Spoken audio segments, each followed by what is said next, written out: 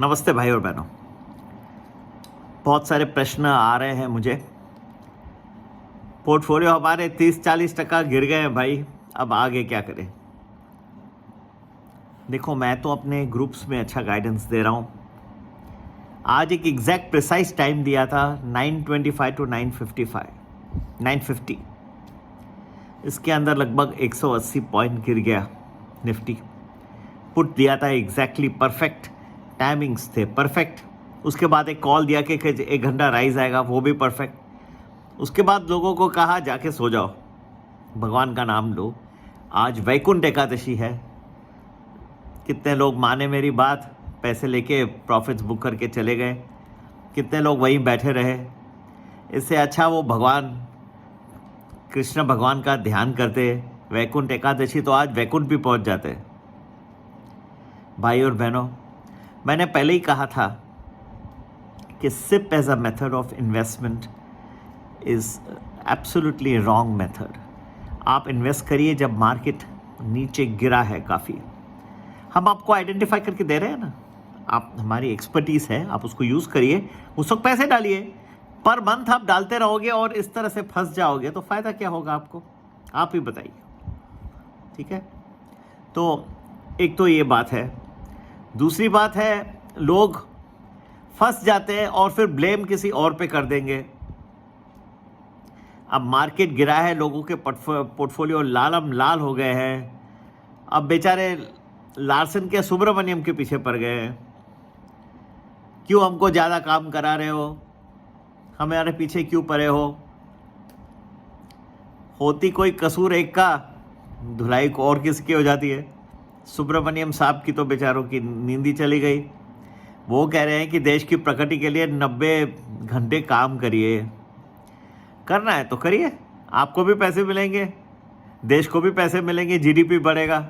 नहीं कर रहे हैं तो ठीक है। स्टॉक मार्केट का गुस्सा आप सुब्रमण्यम साहब के पीछे पड़ गए सब। भाई और बहनों, चलिए, ये थोड़ा हो गया, क्या कहते हैं, इजी नहीं है मार्केट।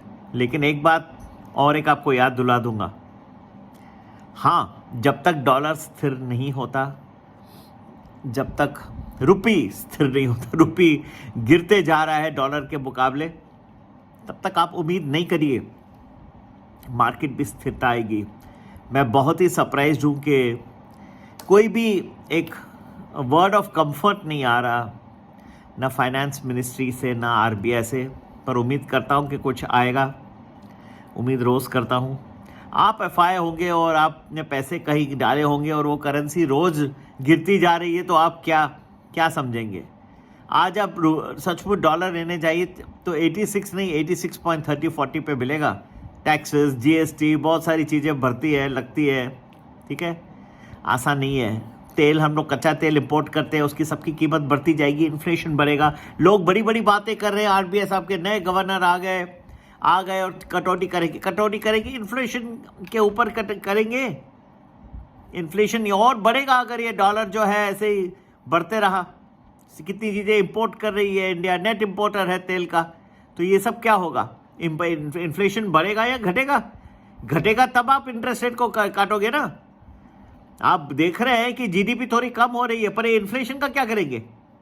तो इन्फ्लेशन और बढ़ते जाएगा, आप काटोगे उल्टा, तो करेंसी में आपके जो इंटरेस्ट रेट्स हैं और कम हो गए अमेरिका के मुकाबले, रिलेटिव बेसिस। जिन्होंने वो स्टडी किया है वो सब फॉरेन एक्सचेंज के बारे में, ठीक है।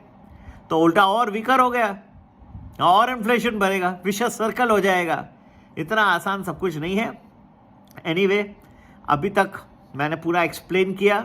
मेरे वीडियोस जो है पूरे नेचुरल होते हैं, आपको एजुकेशन पर्सपेक्टिव्स के लिए समझा रहा हूँ। पर हमारी खुद की एक्सपेक्टेशंस जो है वो हम लोग आप लोग के सामने डाल रहे हैं, कोशिश कर रहे हैं। जहाँ तक ये स्थिरता नहीं होगी, गिरेगा, कहाँ तक होगा, ये अपने एस्टिमेट्स हमारे बना के रखे हैं। ज़रूर हमारा प्रीमियम वैल्यू या वैल्यू प्लस ज्वाइन करिए। 1 वीक का प्रेडिक्शंस भी मिलेगा आपको एडवांस में, और कहाँ मार्केट जा रहा है उसकी भी आपको पूरी जानकारी दे देंगे। ठीक है, तो तब तक के लिए नमस्कार, जय हिंद। और संपर्क करने का नंबर 9820861044। इस नंबर पे संपर्क करके व्हाट्सएप करिए और ज्वाइन हो जाइए।